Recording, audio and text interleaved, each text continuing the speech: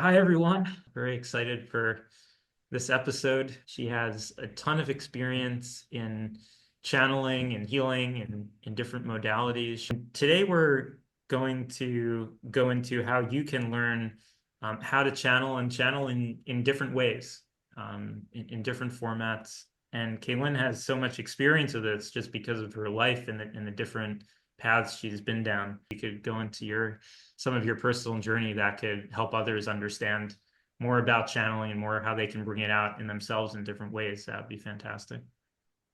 Yeah, thanks, Jonah, for inviting me to this call to share. And I have had a long and diverse story with channeling in different ways in my life, although we didn't call it channeling back then when I was first growing up and starting out in life. And that is, it was, the typical story of star seeds reincarnating and how many people might relate to this. If you can remember back to your birth and those first couple years, crying in bed every night. And it was always about the same thing, about not wanting to be here, about being stuck in the body and really uncomfortable. And it was just like this knowingness that this is not home. I would start making these sounds, vocals, to make certain vibrations in my throat and chest area, and this would calm me down. Then it would transform into these softer, more singing sounds. And I know my mother was on the other side of the door listening and thinking how super weird this is. Now we know this as light language. So, the things that you come in with at birth, those newborn souls are so close to the other side. That's why when we're really little, we remember all these healing methods that we do. That's direct channeling. That's super interesting. If I could interrupt you for a second, because I've been hearing a lot of people kind of remember back to those past experiences and sort of rediscover as they become interested in channeling. And then, I was remembering the other day, I was like drawing pictures of spaceships, or I got channeled one time and they said, well, back then you were actually talking to this other part of yourself, but you just didn't know it. Um, would you have any advice for how people can maybe kind of reach back and rediscover and reconnect with some of the things they were doing back then? Yeah, it's really important what games you played, what you were drawing. All those things are um, remembrances, because I also had a game where I was flying a spaceship. I did this when I was outside in the trees, and it was, I just called it the Anteaters game. But now I see that that was extremely meaningful. And for whatever reason, maybe it was ant people or mantis beings. I'm trying to think, who would those anteaters be? But as a kid, I knew that this was something significant to me. So it's in stuff like that. And then incidentally, the insects have throughout my life been coming to me. Like praying mantis for several years kept coming into my home, would hang out on the sofa or up in the lamp. One of them hung out on the top of the laptop and would watch me typing, and they just kept hanging around for a long time. And So here, interesting. I had some similar experiences, and mantis yeah, and, insects. and and Tony with the Mantis Collective, he did a channeling for me, and the Mantis has said like it wasn't an accident that when you were growing up, there was like a Mantis hive or whatever you call like the house that the Mantis is in. It was in the tree, like right outside my door in like this little bush.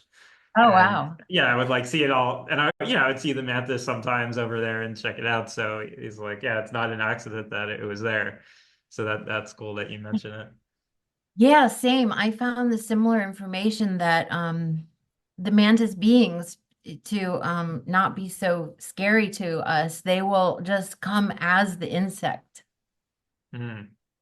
But the way they were look at me, and I took a lot of pictures of these mantis insects, and it was like they were communicating. So my message in this is to listen. listen to the insects and animals. For me, it's also birds, particularly hummingbird or whatever animals show up in your life. Don't go to the internet or books on animal symbolism. It's going to be your own intuitive mind, your own intuition. What were you thinking at the time? Because that creature has a message for you. And so, like the hummingbird, I was at a terrible crossroads, difficult time. I was about 30 and I just threw my life in the air and decided I'm starting over. I moved clear across the country. This was in the US. And it was a rough time starting over. And hummingbird would come every single morning and I would just listen. And we had this beautiful channeling communication going. But we didn't call it channeling. That was not in the popular vernacular at the time. I mean, it's still not. We call it channeling in the spiritual community, but there's a lot of mainstream people who have never heard what channeling is. Mm. So it comes through the early years. A lot of us were doing it, especially if you have multidimensional connections that are apparent to you. I mean, we all do, but some people really have it masked or buried. And then through the animal and insect world, they're always communicating with us. I've also had friends who've died come in through insects or animals. So one time there was a fly and I was working on something and this fly just kept nagging at me and it really wouldn't go away for days. It was there for like 2 days. And finally I did that, stop and be quiet, just get still and listen. I said out loud to the fly, "What do you have to tell me? What is there a message?" And sure enough, I got the name of this old friend that I hadn't even barely remembered much. Looked up on Google. Sure enough, she had died the day before. Wow. Yeah. And and she wanted to drink vodka and tonic and smoke cigarettes. I had all these urges to do that because that's what we did 20 years earlier. Hmm. And so she came to visit. Yeah. Incredible. That's Incredible. another form of channeling is when people pass on, they often can come and say hello. I've heard that before that if somebody close to you dies, that can be an opportunity sometimes to start channeling if they try to communicate. Yeah, absolutely. Usually there's a little bit of time between their passing. It might not actually be any time because it's not true in my case. As soon as they passed, I have been able to contact. So, but some people say you got to give it time. I'm not, it depends. So, Okay. All right, cool. yeah, So but they're then, there. mhm. You just have to trust and not doubt yourself. You just have to trust that what you're hearing at the top of your mind, the first stuff that comes in, that is the true one. Because what happens is the ego mind, the logic brain, brings in these second and third thoughts that will derail. They're the ones that say, no, that isn't true. I think it's really this other thing. And if as long as you can hear those second and third thoughts and differentiate them and know that's the brain coming in and that is actually a first thought. Hmm. Yeah, I have those too, and I always kind of kick myself because I overthink it. I'm like, oh, that can't be the right thing, and then I'm always like, oh, why didn't I just listen to that first thought? And I'm going on like this whole tangent because Yep. yeah, it's like it knows what's going to happen. It's like you didn't have to take that trip or do something else if it just told you to stay here, go at it a different way. Um, Yeah. And that's key too. Is like, are we listening to the information that comes in, are we taking action and actually doing what they advise? If it's in our highest best interest, then it's authentic. If they're telling you to do stuff you don't want to do, that's not um, a being that you really want to channel. Right, right. Now, in your personal journey, I think at some point there were significant acceleration moments for you. I know you came into contact with the kind of the soul plan and that work at some point. Would you like to tell us more about that?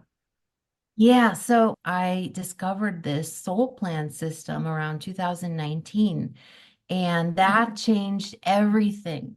So I had been using these other forms of channeling, but never really considered myself a channeler. And this system was amazing because it shows the gifts and talents I wish I had known back when I was 12 or 13 to continue doing all of that stuff that in childhood we remembered. Because at the center of my soul plan is that I'm a direct channel.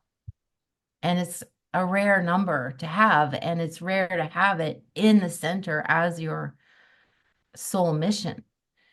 And this system is really accurate and amazing because it helps you align and knowing how to lead your life with what exact gifts and talents and challenges your soul designed for you. It was channeled, the whole system was channeled from Atlantean times by this very prolific Moses and Atlantean channeler in the 1980s. His name was Frank Alper. And then it was Blue Marsden, who you might have heard of, um, wrote it down and published it in a book, but it's called the Soul Plan System. And there's a couple people that read it and teach it, but it's not all that popular. So I just love this system. I got totally into it, had to learn it, and wanted to share it out with other people too. So I've been doing hundreds of readings now since 2019, and it's just so beautiful to help people align with that soul path. Oh, that's And so interesting. And one thing I've come to know in this journey is that it's really about the information that you have, and the more information you have about yourself, and like you're saying, what you can do, what some of those abilities are, or maybe what are opportunities for growth for you if you know those are there. And it may even be right. something specific, like if you know you had a particular past life, then you can try to connect back to that. Or, if you know you should have this particular gift, you can try to open that up. And once you have that information, then you can begin to take action. Um, can you tell us a little bit more about the soul plan system, maybe to give us a little feel of how it works, how it's set up, just to know some more Sure. about it? Yeah, I'd love to, love to. But I just want to back up with it because what you said is exactly what happened for me because of the soul plan system, no, seeing and knowing that I am designed to be a channel, direct channel to source, which also means no gurus, no teachers, and it's your by your own guidance entirely, which is how I've been my whole life. Then that allowed me to look at my life and who I'm being in a new way, with that Right. information. Because Yeah. you're empowered by the knowledge. Yeah, right. These incredible gifts where I had been doing it my whole life, but didn't know that's what it's called. Hmm. You see how it all connects. And so it's a Star of David, which is a flat Merkaba. Merkaba is the energy body vehicle, which you can activate. Everyone has one around their body. I've been doing that for many years. I learned it from Melchizedek. Drunvalo Melchizedek Hmm. yeah, but he's been teaching this since the 90s. It's really vital in the Ascension program. Okay. So anyway, that's what it looks like. It's a That's star really Merkaba. cool. I coincidentally, when I was in Avebury, I saw one of his flyers, and I tried to get in touch. I messaged him or something. I didn't get too far. I didn't hear from him back, but I think that's just so fascinating. So It's all connected. It's yeah. just amazing. Yeah, the Merkaba as sacred geometry, and that is what the soul plan system looks like. So on each point of the star is different gifts or challenges, and the center is your soul mission, your soul purpose. And above it is the number, the creation code of how you get to the center. So mine, for example, if I've got the channeler code, divine channel as the center soul mission, above it, I have the creation code for speaking. So that is the way to access your center. It's Hmm. archetype is the mouth of God. I don't love that expression, but it's revealing that and it's kind of true for my personality in the world with friends and at work and stuff. I would just say the things that were so obvious, but nobody wanted to see it. It's kind of sarcastic and funny, but I'll do that. I'll say the thing that nobody wants to say. And that's part of it, is speaking this truth and activating the throat chakra to be able to speak. And so I started playing around with voice channeling for the first time since, well, it's been about 5 years that I've known about this. And so I started voice channeling. I was already doing videos, talking videos, and guided healing journeys, shamanic journeys, but I had not done the voice channeling. And I was kind of afraid, what would it be? So as a test, I just turned on the camera and gave it a try. And it turned out really good. And it just started happening naturally. I didn't take any courses. I just tuned in. And well, so I knew that the channel was Archangel Michael. It always has been. So I started directly with Archangel Michael. And then I started to bring in my star family, which I've also come to know in recent years from Andromeda Galaxy. So I always identified with the Pleiades, like the seven sisters were always an anchor up in the sky all the years growing up. But then as more and more information about star seeds started coming out and star families, I was able to get more information, and that my origin is actually from Andromeda Galaxy. So they're coming through now very, very loud, very clear. That's It's so fun. cool. That's fascinating because so few people channel Andromeda.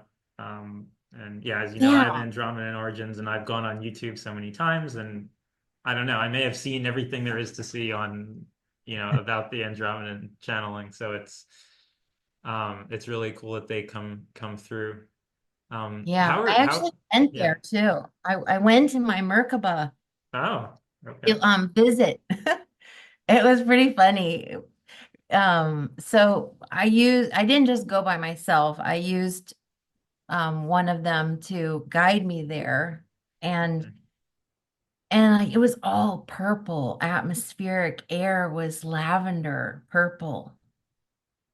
Yeah, and so I saw where there was some time where I had to hover and hang out at the border because I was so excited. And I'm here announcing it, and they're like, no, no, no, we have to get permission. You can't, and then we enter. Wow. Yeah, so because Andromeda is huge, so it's like, where are you going exactly? So I had Okay. to be escorted. So I've heard there's like one main blue planet, and then there's other stuff too. Yeah, there's a lot of planets. Well, Wow. wherever I was, the air was purple. They What else didn't did have you houses. see? Yeah, they told me they don't have houses. So I met them on this kind of platform. There was a whole family back there, but the ones I knew are my star mother. I just know her originally as Blue Star Mother, and then there was a sister there, and then my main healing spirit, shaman spirit. She's Andromedan too. So they're sisters and their mother, the two sisters and their mother. And I got their names and they talked about where they live. They don't have houses. Um, the weather's very temperate. They don't really have a need to live indoors. So they have these vast platforms with communal areas, parks and things. And then they do have some separate sections where they can rest or get together. But it's not like everyone has their own house. That sounds nice. So it's like at the perfect 72 degrees or something like that. They're Yeah, hanging yeah. out. Okay. Yeah. Um, yeah, I heard also that there's a lot of vegetation in Andromeda, and they kind of like take care of it and protect the grass and the trees, and they're even to the extent of not walking or really cutting stuff there. Oh wow. Well, that would, yeah, that was another piece they told me that they don't really eat, but the plants give out this like a pheromone is the only way I could think of it. And that is an energy that feeds them. Well, okay. Because one time I had a party at my house in the higher realm. I've already taken up residence and built a house and everything. And Hmm. now I'm checking, like, is that the new earth realm? And why, yes, it is one of the realms. My guides say there's several spheres of reality that are possible for people. So wherever you're vibrating is where you're going to be living. And so anyway, I've already got this house there and I go there all the time. I sleep there. I do lots of things there. And I invited them and they came. And I invited my main spirit guide and Thoth, who is also known as Pachacuti in the Peruvian cosmology. It's the same being. So we were all there and having a garden party, and I was serving my favorite beverage, which is sparkling water with these crushed berries, and they weren't drinking it. And so I asked, why are you not, do you not like it? They can't eat, they said. They can't eat the Hmm. foods like that. And then, yeah, they told me about how they get the um, sustenance from the plants Wow. Well, that's very there. interesting. I've been on this breatharian journey for probably the better part of a year, trying to get off food. So it sounds like they're a step ahead over Yeah, there. That's yeah, that's fascinating to me too. In fact, that's one of the big signs that you are rising in ascension is the need to eat less. And I'm on that too. I now only eat one meal a day. It's astonishing. I'm not even trying. It's just I that's all I feel like having. okay. That's Yeah. pretty cool. Um, so yeah, I guess for our viewers, how can they, if they do sort of go back and they look to their childhood and they recognize some of those gifts, how can they begin to, I guess, tie it forward, maybe as you did to some of these later experiences of, the soul plan, of starting to channel, of astral traveling? How can they sort of bridge those 2 points? Yeah, it's a playful journey. So, it in my mind, it's like if you have the thought, if you have the interest in it, it is meant for you. And so start playing around, be curious and inventive and try things, and it'll start working. But you can't force it. It's not like something you do it because you're curious, not because you want an end result. Hmm. Well, yeah, I think that's what I've heard about manifestation too, that you kind of have more of that playful attitude and maybe you just have an intention, but you don't, really super, super try. Or it's like you make efforts, but you're not mentally tied up in it. Yeah, the letting go part of manifesting is really important. We can't control the logistics of how it's going to happen. You just trust, know, and believe it is done. And the main thing is never doubt yourself. Never doubt that it's happening. It's done. It's all in the works. And then you let the universe figure out the details. But I have a course coming up I'm putting together on the creating from the heart, the female way of manifesting, because this brain-based way doesn't work for a lot of people. I mean, maybe it does for the very linear, logic-minded people. Maybe they can do it. But for the rest of us, it's, there's a gap missing, and big piece of it, a big part of it is also daydreaming. So in fact, that's been my biggest breakthrough was with the channeling and with all of the spiritual path, all culminating in this daily practice of stillness. And I don't call it meditating because for me that creates just some kind of restrictive feeling, like rules around it, and I don't like rules, and I don't like you have to follow this method. So I just call it stillness. And that's what they call it in Oroville, this beautiful community in Pondicherry in Well, India. I've ordered my spirulina from them for years. Oh, I've been there So, many times because I yeah. lived about an hour away. Yeah, I lived Wow. in India for 5 years in Chennai, which is just right outside Pondicherry. So I go down there to the Matra Mandir, and they don't call it meditation. I think that's really Mm, where I came up with this contemplation. The practice, the art of contemplation is going inward and daydreaming, getting dreamy with your life, seeing yourself in different yeah. situations And, or and back to the seeing contemplation, uh-huh. do you ask questions? If you have a thought, are you like, why is this thought coming? What is this thought? What's the benefit Oh, of having this thought? Do you like get into that level to try to get the mind to slow itself down? no, the contemplation isn't meant like that kind of contemplation. Go in to contemplation, meaning whatever happens, okay, you might see the thought, but you don't get into any kind of analytical logic way. You just go in, but yeah, you can go in with focus. I think you did say that. If you go in with a certain focus and there's channeling again, you could bring in answers um, from source. Hmm. Okay, cool. But it's Well, really just about stillness, creating stillness. yeah. Well, I think why don't we do another session about creating stillness in the mind, particularly with people with racing minds and repetitive thoughts, and how to create stillness there.